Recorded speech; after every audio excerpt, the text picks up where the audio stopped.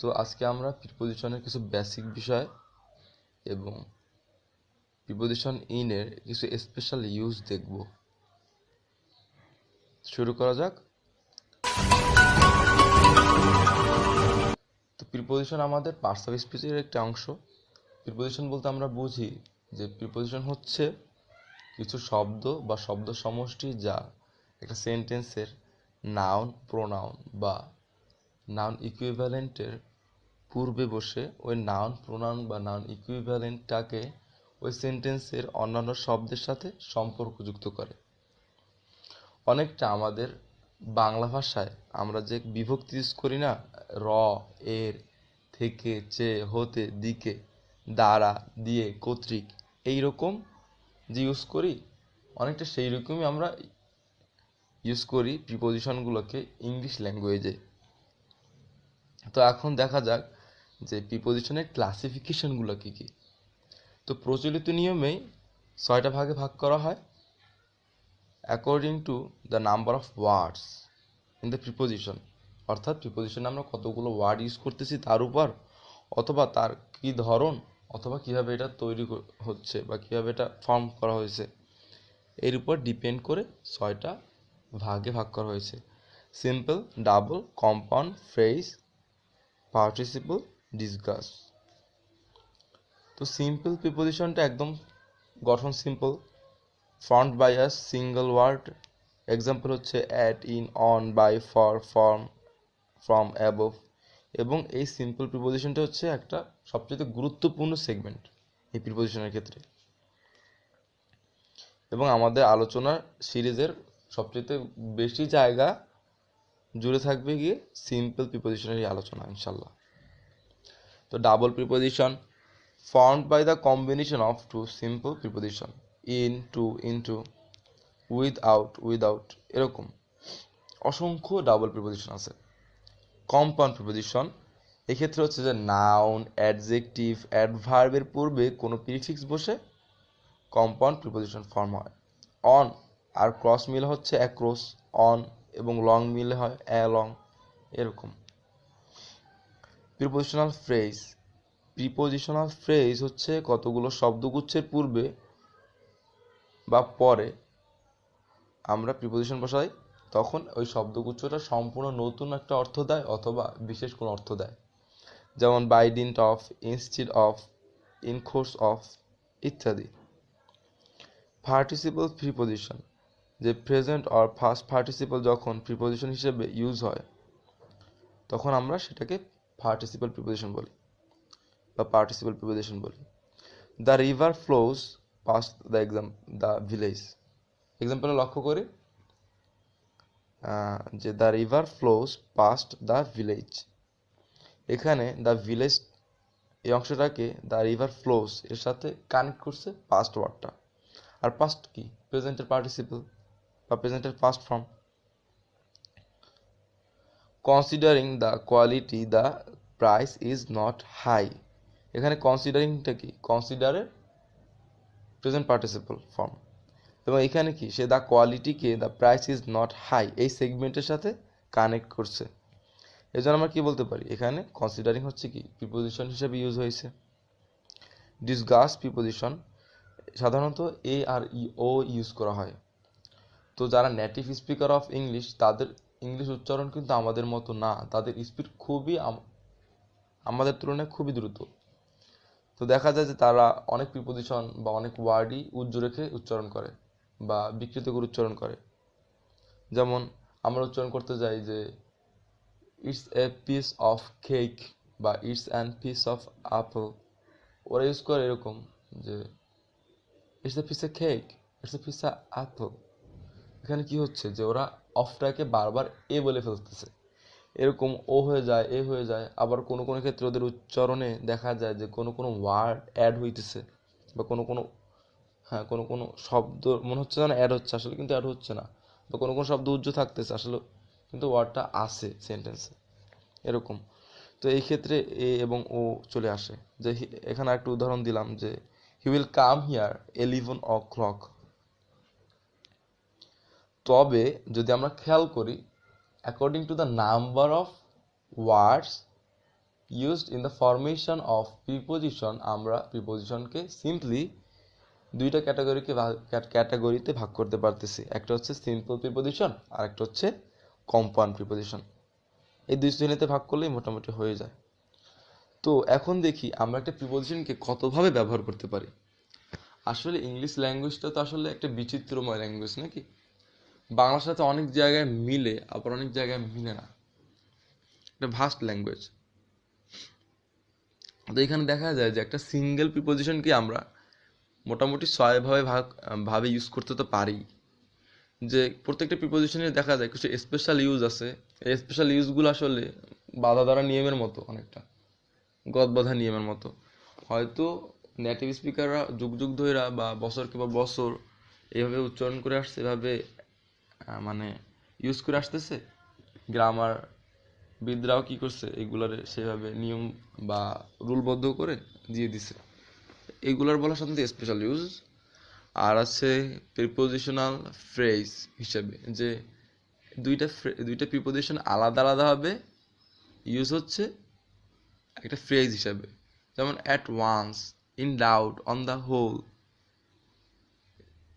তারপর হচ্ছে with adjective use হচ্ছে যে he is good at something, he is keen on, he is interested in movies. এরকম যে অ্যাডজেক্টিভের সাথে ইউজ হচ্ছে, নাউনের সাথে ইউজ হয় রিজন ফর, ইন্টারেস্ট ইন। ভার্বের সাথে ইউজ হচ্ছে যে smile at, succeed in, insist on. আবার ফ্রেজাল ভার্ব দেখা যাচ্ছে যে একটা ভার্বের সাথে অ্যাড হয়ে একটা প্রিপোজিশন ভার্বের পুরো অর্থটাই চেঞ্জ করে দিচ্ছে, অর্থের ডাইমেনশনটাই পুরো চেঞ্জ হয়ে যাচ্ছে। যেমন দেখো যে আমরা টেক বলতে বুঝাই কি, কোনো কিছু নেওয়া নাকি। টেক ইন দিয়ে কি বোঝায়, অংশগ্রহণ, যে take part in something. Put বলতে বুঝি আমরা রাখো বা রাখা। আর পুট অন বলতে বুঝি কি, কোনো কিছু পরিধান করা। এরকম লুক দিয়ে আমরা বুঝি যে লুক মানে দেখা, কিন্তু লুক ফর বলতে আমরা কি বুঝি, আসলে খোঁজা। তাহলে দেখা যাচ্ছে যে প্রিপোজিশন অনেক সময় ভার্বের পরে ইউজ হয়ে ফ্রেজাল ভার্ব তৈরি করতেছে। এরকম আরও হয়তো অনেক ইউজ থাকতে পারে। তো আজকে আমাদের মেইন টপিকটা হচ্ছে, আসলে বেসিক আলোচনা তো ছিলই, আমরা ইন যে সিম্পল প্রিপোজিশনটা আছে ওর স্পেশাল ইউজ দেখবো। আসলে ইনশাল্লাহ যদি তোমরা কন্টিনিউ করতে চাও এবং ভালো রেসপন্স পাই, তাহলে আমরা এই প্ল্যাটফর্মে ধারাবাহিকভাবে in details in, or, in, of, for, by, এগুলার যে স্পেশাল ইউজগুলো আলোচনা করব। তারপরে ট্রিক্স বলবো, ইনশাল্লাহ এক্সাম হবে। তো তোমরা এই প্ল্যাটফর্মের সাথে থাকো, ইনশাল্লাহ অনেক লাভবান হবা। তো আসো আমরা আলোচনা যাই।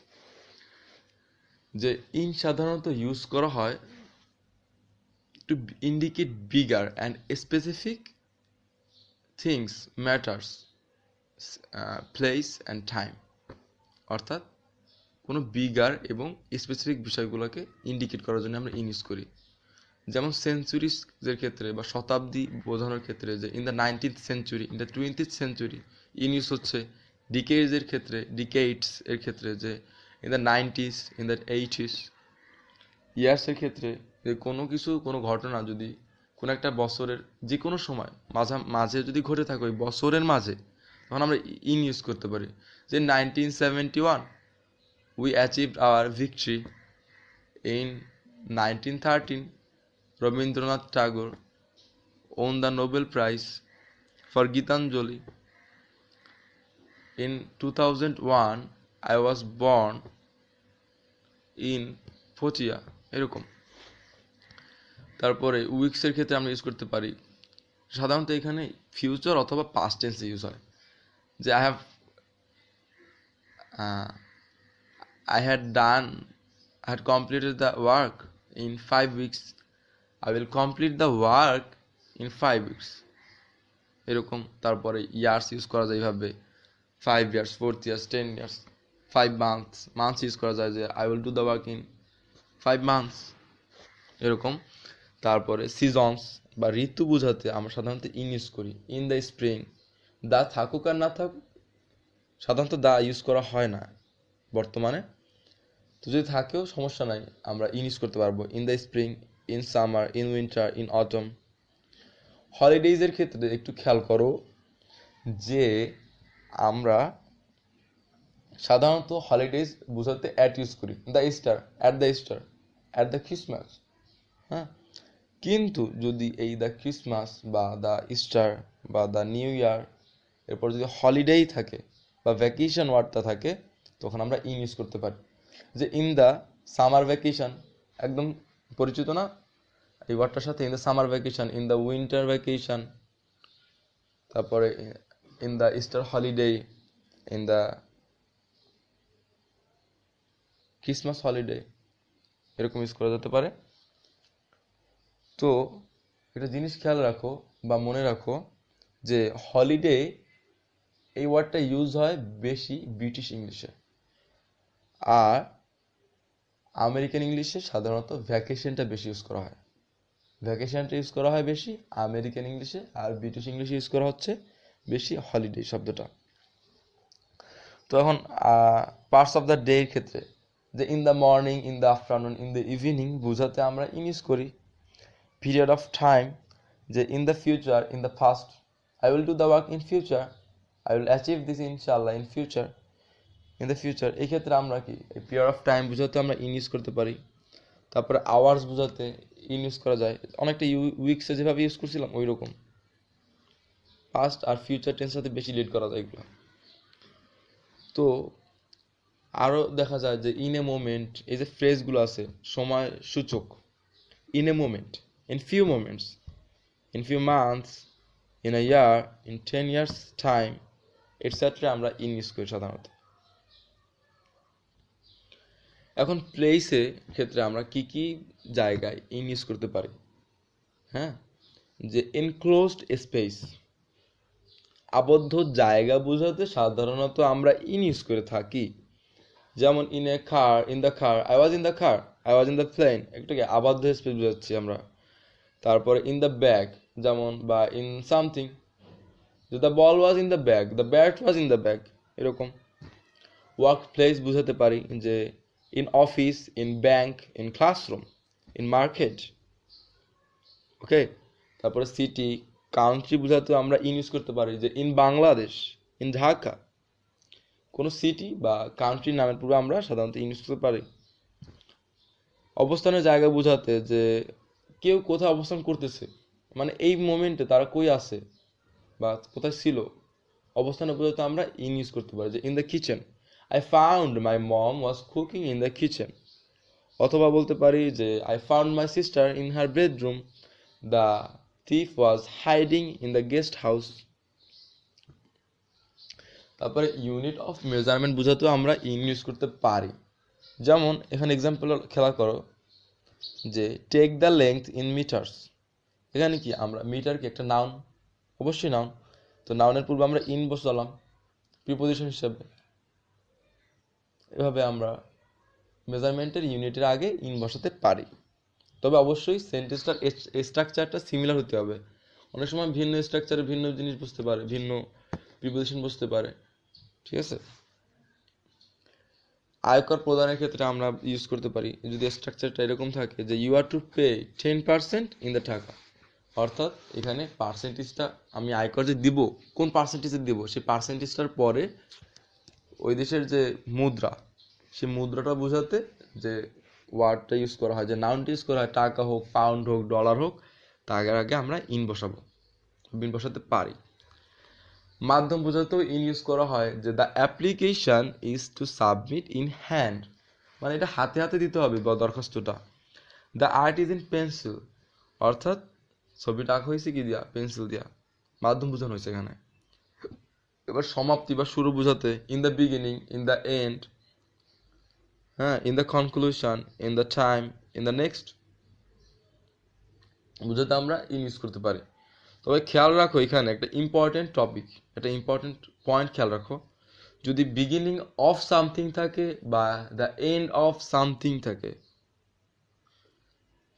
তাহলে কিন্তু ইন হবে না, ইন হবে না। অফ হবে, সরি অ্যাট হবে, যে at the beginning of the year, at the beginning of my college days, এখানে কি অ্যাট হচ্ছে। আর ইন দ্য বিগিনিং এর পর যদি কমা থাকে, ইন দ্য এন্ড এর পর যদি কমা থাকে, তখন কিন্তু দ্য এন্ড বা দ্য বিগিনিং এর পর যদি কমা থাকে তাহলে তুমি নিশ্চিন্তে ইন বসাতে পারো প্রথমে। কিন্তু যদি বিগিনিং অফ সামথিং থাকে, যদি বিগিনিং বা টাইম সময় নির্দেশক শব্দটার পর যদি অফ থাকে, এখানে the beginning the end of থাকলে অবশ্যই অবশ্যই প্রথমে আর ইন বসানো যাবে না, অ্যাড বসাতে হবে। তারপর দেখি যে স্টেট অফ মাইন্ড অথবা অবস্থা বোঝাতেও আমরা ইন ইউজ করি, যে মাই সিস্টার ইজ ইন হারি, বা she was in soft mind, এখানে আমরা ইন ইউজ করলাম। তো ইডিওমেটিক ইউজ বা বাগধারা হিসাবে আমরা ইন ইউজ করতে পারি, যে অবস্থা নির্দেশক in the middle of somewhere বা সামথিং বোঝাতে আমরা ইন দ্য মিডল ইউজ করি, তখন ইন ইউজ হচ্ছে। যে in the middle of street, in the middle of the match, ঠিক আছে। তারপর যদি বোঝাতে আমরা যে ইন কেস অফ যে ফ্রেজটা ইউজ করি, বা এটা কিন্তু অনেকটা আবার এই যে কানেক্টিভ হিসেবে ইউজ করা হয় সেন্টেন্সে, ইন কেস অফ। তো এখানে ইনটা কি ইউজ হচ্ছে। এখন একটা একটু খেয়াল করো মনোযোগ দিয়া, যে নির্দিষ্ট সময় বোঝাতে আমরা সাধারণত অন ইউজ করি, ইউজুয়ালি নির্দিষ্ট সময় কোনো কিছু ঘটা বোঝাতে আমরা অন টাইম ইউজ করি, যে I reached the station on time. কিন্তু চূড়ান্ত সময়ের কিছু আগে বোঝাতে ইন ইউজ হবে, যে I reached the station in time to catch the ট্রেনটা ধরার জন্য আমার কি করতে হয়েছে, যে নির্দিষ্ট মুহূর্তের আগেই পৌঁছাতে হয়েছে, তখন আমরা ইন ইউজ করব। তারপরে ব্যতীত অর্থে যে আমরা in place of something use করি, সেইখানেও আমাদের ইন ইউজ হচ্ছে। যে এক্সাম্পল স্বরূপ ধরো যে Meera gave the speech in place of Leera, অথবা something happened in place of something. প্রতিবন্ধকতা অর্থে ইন দ্য ওয়ে, এই ক্ষেত্রেও কিন্তু আমরা ইন ইউজ করতেছি, যে কোথাও আমি যাচ্ছি, রাস্তায় কোনো অবস্ট্রাকশন ছিল বা কোনো ঝামেলা ছিল, এই জন্য আমি যাইতে পারি নাই বা সমস্যা ছিল, এটা বোঝাতে আমি ইন দ্য ওয়ে ইউজ করি। তো we could not drive down the narrow street because our taxi cab was in the way. এবার মাঝে মধ্যে বোঝাতে আমরা কি ইউজ করি, ওয়ান্স ইন এ হোয়াইল। তো ওয়ান্স ইন এ হোয়াইলে আমরা ইন ইউজ করতেছি। ওয়ান্স ইন এ হোয়াইল কেউ একটা কিছু করতেছে, কিছু একটা ঘটতেছে, মাঝে মধ্যে এটা হয়, মাঝে মধ্যে সেটা করে, এখানে ওয়ান্স ইন এ হোয়াইল বোঝাতে আমাদের ইন ইউজ হচ্ছে। আরও কিছু এক্সাম্পল আছে, যে অবস্থান বোঝাতে আগেই বলছি, যে in the water, in the pool. দিক বোঝাতে এটা বলি নাই, খেয়াল রাখো, দিক বোঝাতে আমরা in the south, in the west, in the north, in the east, দিক বোঝাতে আমরা সাধারণত ইন ইউজ করি। তারপরে in front, in the back, ঠিক আছে। তারপরে প্লেসের ক্ষেত্রে আরও আছে in line, in row, in queue, in queue আর কি, এরকম in line, in queue, in row, in front, in back, এই সব ক্ষেত্রে আমরা কি ইন ইউজ করতে পারি। তারপরে in the mirror, in the picture, in the news paper. ধরো একটা নিউজ তুমি পাইছো একটা নিউজ পেপার, তখন কি বলবো, যে I found the news in this news paper বা জার্নাল। তারপর স্ট্রিটের আগে ইন বসে, যে ইন অক্সফোর্ড স্ট্রিট বা ইন স্ট্রিট হইলে in the street in use হয়। তো আশা করি তোমরা বুঝতে পারছো। ইনের কিছু স্পেশাল ইউজ বলার চেষ্টা করলাম। ইনশাল্লাহ যদি তোমরা চাও তবে আমরা এই প্ল্যাটফর্ম থেকে প্রিপোজিশন সহ ইংলিশের বিভিন্ন গ্রামাটিক্যাল হার্ড টপিকের উপরে ইনফরমেটিভ কিছু প্রেজেন্টেশন দেওয়ার চেষ্টা করব, যাতে তোমরা বেনিফিট পাও। আর কিছু ট্রিক্স দেখানোর চেষ্টা করব। তো এগুলো পাইতে হইলে তোমাদের অবশ্যই এই প্ল্যাটফর্মের সাথে থাকতে হবে। তোমরা নিয়মিত এক্সামগুলো দাও। অনেক ভালো ভালো বিজ্ঞ বিজ্ঞ টিচাররা তোমাদের জন্য কোচিং করতেছে। So don't miss anything in this platform. So until next time, stay blessed, stay healthy, and wish you all the best for your upcoming exams. আমার জন্য দোয়া করো। এবং এখন বিদায় নিচ্ছি। আসসালামু আলাইকুম।